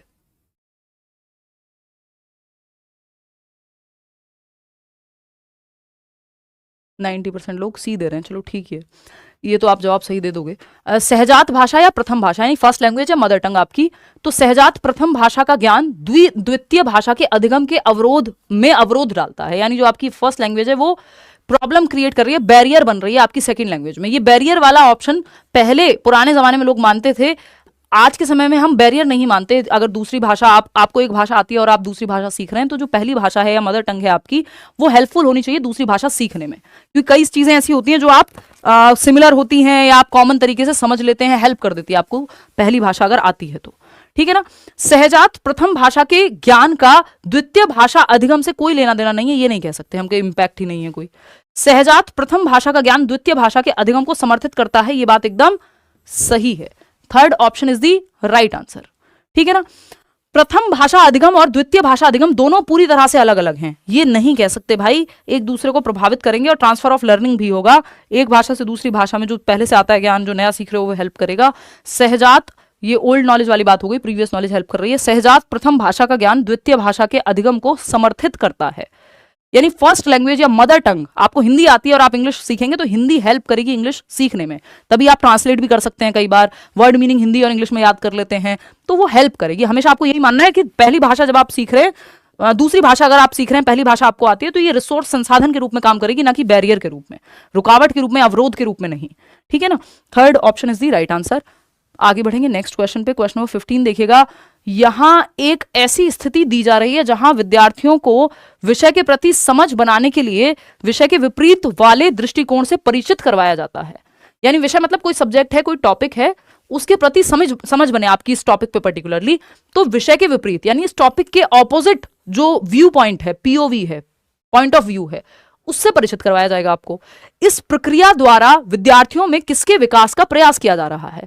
जब आप जो टॉपिक है या जो बात आपको कही जा रही है उसका ऑपोजिट व्यू पॉइंट भी देखने का आपको मौका मिल रहा है या दिखाया जा रहा है, तो ये क्या, किस चीज का विकास आपके अंदर कराने की कोशिश हो रही है। 48% लोग सही जवाब दे रहे नहीं है।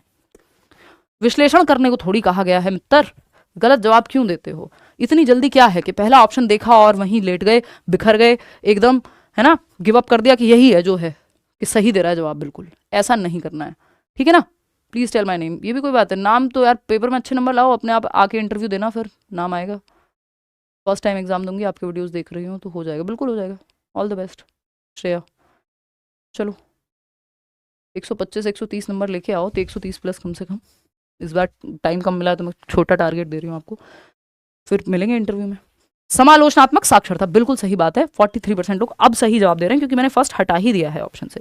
देखो एनालिसिस तब होता है जब आपको दो चीजों के बीच में दो सिचुएशन है, फिर आपको एनालाइज करना है कहाँ कमी रह गई है ना, क्या अंतर है, वो थोड़ा सा देखने में लग सकता है, नेचुरल है कि पहली बार में ऐसा ही लगेगा, लेकिन आपको चारों ऑप्शन पढ़ने हैं। क्वेश्चन ने क्या कहा था, देखिए प्रक्रिया आधारित शिक्षण शास्त्र, ऐसा नहीं है कि यहाँ पे कोई प्रोसीजर कोई एक्टिविटी कराई जा रही है, तो इसलिए तो इसको हम नहीं कहेंगे। समालोचनात्मक साक्षरता है यानी क्रिटिकल लिटरेसी की बात हो रही है, ये बात एकदम सही है। साक्षरता विकास यानी सिर्फ लिटरेसी सिखा रहे हैं, पढ़ना लिखना साक्षर बना रहे हैं, वो बात भी यहाँ नहीं है। तो ऑप्शन ही एक बचता है। फिर भी पढ़ लेते हैं दोबारा से क्वेश्चन और समझते हैं। यहाँ एक ऐसी स्थिति दी जा रही है जहां विद्यार्थियों को विषय के प्रति समझ बनाने के लिए विषय के विपरीत वाले दृष्टिकोण से परिचित करवाया जाएगा, यानी टॉपिक को आप अच्छे से समझ पाएं, इसके लिए आपको बाकी पॉइंट ऑफ व्यू या उसका ऑपोजिट क्या हो सकता है उसको समझाया जाएगा। फैक्ट क्या है, रियलिटी क्या है, ओपिनियन क्या है, अलग अलग पहलुओं से आप किसी चीज को देख पा रहे हैं। ठीक है, तो इसमें एनालिसिस लग सकता है, लेकिन ये अपने आप में एक जो टर्म है वो है साक्षरता यानी लिटरेसी। तो आप कैसे बन रहे हैं, क्रिटिकली लिटरेट हो रहे हैं, आप हर पहलू को देख पा रहे हैं, जस्ट मान नहीं ले रहे हैं अफवाहों को कि किसी ने कहा अच्छा 2000 के चिप में 2000 के नोट में चिप है तो आपने मान लिया। उसका प्रॉपर एनालिसिस करेंगे और एनालिसिस होगा अलग अलग पहलू से, उसको देखोगे उसमें फैक्ट क्या है, उसमें ओपिनियन क्या है, क्या इसका ऑपोजिट व्यू हो सकता है जो कहा जा रहा है उसका, अगर हम ऑपोजिट सोच के देखें, दूसरी एक जगह पे खुद को रख के देखें, तो ये सारी जो स्किल्स लगेंगी वो ओवरऑल आपकी एक क्रिटिकल थिंकिंग या क्रिटिकल लिटरेसी पैदा करेंगी। सिर्फ विश्लेषण नहीं, विश्लेषण इसमें आ जाएगा, लेकिन सिर्फ विश्लेषण इसलिए नहीं आएगा क्योंकि दो चीजों के बीच में अगर विश्लेषण पूछता भी तो सिर्फ अंतर की बात करता। ठीक है, तो इसलिए थर्ड ऑप्शन हमारे पास बेटर ऑप्शन है, वो आपको बस उलझाने के लिए दिखाया गया है। तो एनालिसिस ऐसा नहीं है कि यूज नहीं होता, क्रिटिकल थिंकिंग में होता है। क्वेश्चन नंबर 16 देखिएगा, निम्नलिखित में से कौन सा विस्तृत पठन का उद्देश्य नहीं है। इसको हम एक्सटेंसिव रीडिंग कह देते हैं हिंदी में, सॉरी इंग्लिश में, विस्तृत पठन या एक्सटेंसिव रीडिंग। एक होती है इंटेंसिव रीडिंग, एक होती है एक्सटेंसिव रीडिंग, इंग्लिश वालों को बता दें। ठीक है जी।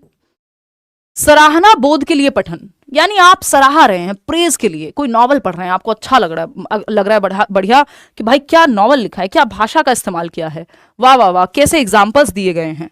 ठीक, तो ये क्या है, सराहना बोध के लिए पठन, तो ये तो विस्तृत पठन का उदाहरण है। हमसे पूछा क्या है, नहीं है, कौन सा एग्जाम्पल, नहीं है। अब आप सही जवाब देने पे आ रहे हैं धीरे धीरे, है ना।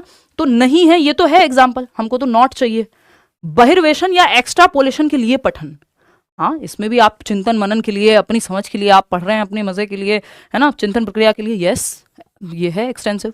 व्याकरण अधिगम के लिए पठन, देखिए एक्सटेंसिव या विस्तृत पठन में हम व्याकरण अधिगम यानी सिर्फ अगर आप ग्रामर की नॉलेज के लिए, ग्रामर को समझने के लिए, उसके रूल्स को समझने के लिए पढ़ रहे हैं तो कहीं ना कहीं इंटेंसिव का पार्ट हो जाएगा कि जब आप एकेडमिक किताबें पढ़ रहे होते हैं। एक्सटेंसिव में जनरली आप अपने इंजॉयमेंट के लिए, अपनी समझ को बढ़ाने के लिए, अपने इंटरेस्ट को बढ़ाने के लिए, प्लेजर के लिए ये सब पढ़ते हैं आप, आनंद के लिए पठन एक्सटेंसिव है ये रीडिंग। ठीक है, तो एक्सटेंसिव इंटेंसिव का भी आपको, विस्तृत पठन का भी आपको बता दिया है कि विस्तृत में आप, ये सुनने में लगता है कि नहीं विस्तृत मतलब अगर क्लासरूम से रिलेटेड पढ़ाई हो रही है, एकेडमिक्स की ज्यादातर बात हो रही है तो वो इंटेंसिव में जनरली चला जाता है। एक्सटेंसिव में आप प्लेजर के लिए पढ़ते हैं, आपको छुट्टियों में टीचर ने कह दिया ये किताब पढ़ लेना, ये स्टोरी बुक पढ़ लेना, वो सब विस्तृत पठन या एक्सटेंसिव का ही पार्ट है।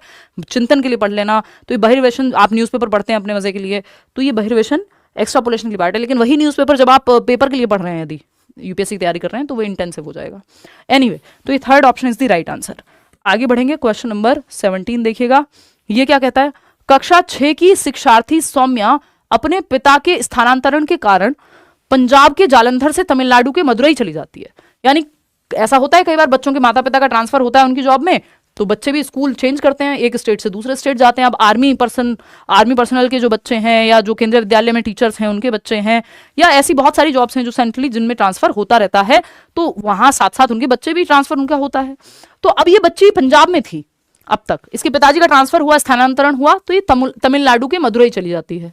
वह मातृभाषा के कारण पंजाबी जानती है, क्योंकि अब तक वो जो बड़ी हुई थी किस माहौल में हुई थी श्रेया, पंजाबी में थी, यानी पंजाब में थी कि जालंधर से गई है, तो वहां पे वो उसकी मातृभाषा थी, फर्स्ट लैंग्वेज है, कक्षा 6 में है, तो हम यहाँ पे ये मान के चल रहे हैं कि कक्षा 6 तक पंजाब में ही थी। तो वह मातृभाषा के कारण पंजाबी जानती है और विद्यालय में द्वितीय भाषा के कारण, यानी मदर टंग के रूप में पंजाबी को और सेकेंड लैंग्वेज के रूप में अंग्रेजी भाषा भी जानती है, टारगेट लैंग्वेज। उसने अपने पड़ोसियों की मदद से अब तमिल बोलना भी सीख लिया है। आसपास माहौल मिला, उसको मदुरई गई तो तमिल भाषा भी सीख ली उसने, और पढ़ना भी सीख लिया है पड़ोसियों की मदद से। ध्यान दीजिएगा, पढ़ना सीखा है बट पड़ोसियों की मदद से, स्कूल में टेक्स्ट बुक नियम कायदे कानून से नहीं, पड़ोसियों की मदद से। उसके द्वारा जानी गई भाषाओं के संदर्भ में कौन सा कथन सही है? अब इसमें आप लोग फर्स्ट ऑप्शन 65% लोग दे रहे हैं, देखते हैं। पंजाबी और तमिल भाषा अर्जन है। हाँ, बात तो सही है, पंजाबी और तमिल भाषा अर्जन का उदाहरण है, यानी लैंग्वेज एक्विजिशन का उदाहरण है, एक्वायर की है। और अंग्रेजी भाषा अधिगम के अंतर्गत आती है, हाँ, क्योंकि वो सेकंड लैंग्वेज है ना, तो स्कूल में सीखी है, टारगेट लैंग्वेज है। तमिल जो है पड़ोसियों से सीख ली, स्कूल में नहीं सीखी, और पंजाबी भी माहौल से सीख ली। तमिल भाषा अर्जन है और अंग्रेजी तथा पंजाबी अधिगम के अंदर आएगा। नहीं, पंजाबी अधिगम में नहीं आएगा, क्योंकि वो तो मदर टंग है, और मदर टंग अधिगम यानी लर्निंग की जरूरत नहीं पड़ती, आप अर्जित कर लेते हो मदर टंग को। देखो, अधिगम और अर्जन में, भाषा अधिगम और अर्जन, अधिगम मतलब लैंग्वेज लर्निंग, अर्जन मतलब लैंग्वेज एक्विजिशन या अधिग्रहण जिसको कहते हैं। लैंग्वेज एक्विजिशन या अर्जन ऐसा है, आपको विरासत में मिली है कोई भाषा, माहौल है, आप सीख गए। इसमें किताब की, व्याकरण की, यानी आपको कोई ग्रामर की या फिर टीचर की प्रॉपर सिस्टम की जरूरत नहीं होती। जो आपकी मदर टंग, जनरली आप अपनी मातृभाषा को, नेटिव लैंग्वेज को, रीजनल लैंग्वेज को ऐसे ही सीखते हैं, एक्वायर करते हैं, अर्जित करते हैं, उसके लिए लर्निंग नहीं करते। लर्निंग में आपका एफर्ट, प्रैक्टिस, नियम कायदे कानून, किताब कॉपी, ये सब लगता है, टीचर लगेगा। तो मुख्य रूप से दोनों के बीच में क्या अंतर है? वातावरण का। अगर वातावरण मिला तो वही भाषा आप अर्जित कर लेंगे, एक से कई भाषाएं, मल्टीपल लैंग्वेजेस आप एक्वायर कर सकते हैं। और अगर नहीं मिला है माहौल अर्जन करने का, तो फिर आपको सीखनी पड़ेगी लैंग्वेज, जिसको लैंग्वेज लर्निंग कहते हैं, जो यहाँ इंग्लिश के केस में हुआ है। सभी तीनों भाषाएं नहीं आ सकती भाई अर्जन में, यही तो गलती है, तमिल भाषा के अंतर्गत उल्टा बोला हुआ है, फर्स्ट ऑप्शन ही सही है। तो यहाँ आप लोगों का जो तुक्का है वो सही बैठ गया है, क्योंकि फर्स्ट ऑप्शन से प्रेम बहुत है लोगों को। क्वेश्चन नंबर 18 क्या कहता है? एक शिक्षार्थी किसी विशिष्ट जानकारी प्राप्त करने के लिए, बहुत ध्यान से पढ़िएगा, ये जमानों से आने वाला प्रश्न है, बस थोड़ी बहुत लैंग्वेज ट्वीक होती है, लेकिन क्वेश्चन यही रहता है कि एक शिक्षार्थी है जो किसी विशिष्ट जानकारी, यानी कोई स्पेसिफिक इंफॉर्मेशन, ये बहुत बड़ा क्यू आपको हिंट दिया है मैंने, स्पेसिफिक इंफॉर्मेशन के लिए, स्पेसिफिक इंफॉर्मेशन के लिए, इंफॉर्मेशन रिसीव करने के लिए, कोई स्पेशल इंफॉर्मेशन है जिसको प्राप्त करने के लिए समाचार पत्र से समाचार पढ़ती है, यानी न्यूज़पेपर उठा के कोई स्पेसिफिक न्यूज़ है या कुछ स्पेसिफिक उसको देखना है, तो वो ढूंढ रही है कि यार ये वाला है ना, वो मैट्रिमोनियल पेज ढूंढ रही है या ढूंढ रहा है व्यक्ति, व्हाटएवर।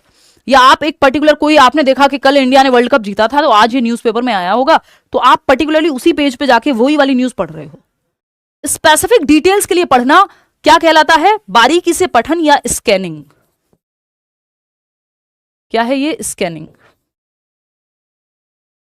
वहीं अगर सरसरी तौर पे पढ़ना होता, पूरा न्यूज़पेपर ऐसी समराइज करने के लिए, कोई स्पेसिफिक डिटेल के लिए नहीं जाती, नॉर्मल न्यूज़पेपर ऐसी सरसरी निगाह से पलटते हुए जा रही है, मेन उसको देखते हुए, जो शिक्षार्थी है मेन न्यूज़ पे, हेडलाइंस पे ध्यान देते हुए, तो ये स्किमिंग हो जाती कि ओवरऑल आपको आइडिया हो जाएगा कि क्या क्या आज खबर में बात हुई है, चाहे आपने डिटेल में या कोई स्पेसिफिक डिटेल के लिए आपने ना पढ़ा हो।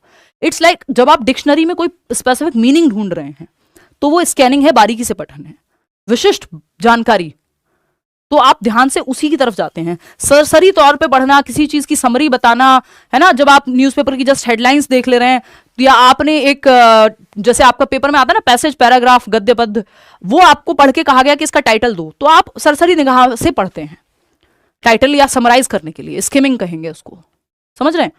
तो समालोचनात्मक चिंतन क्या है? समालोचनात्मक चिंतन में तो क्रिटिकल थिंकिंग, हर पहलू से सोचना लगेगा, वो तो यहाँ पे हुआ ही नहीं है। अध्ययन कौशल, अगर कोई नोट्स वगैरह बनाने की बात हो रही होती तो हम इसके साथ चले भी जाते। तो ये जो है आपका बारीकी से पठन, third option is the right answer over here.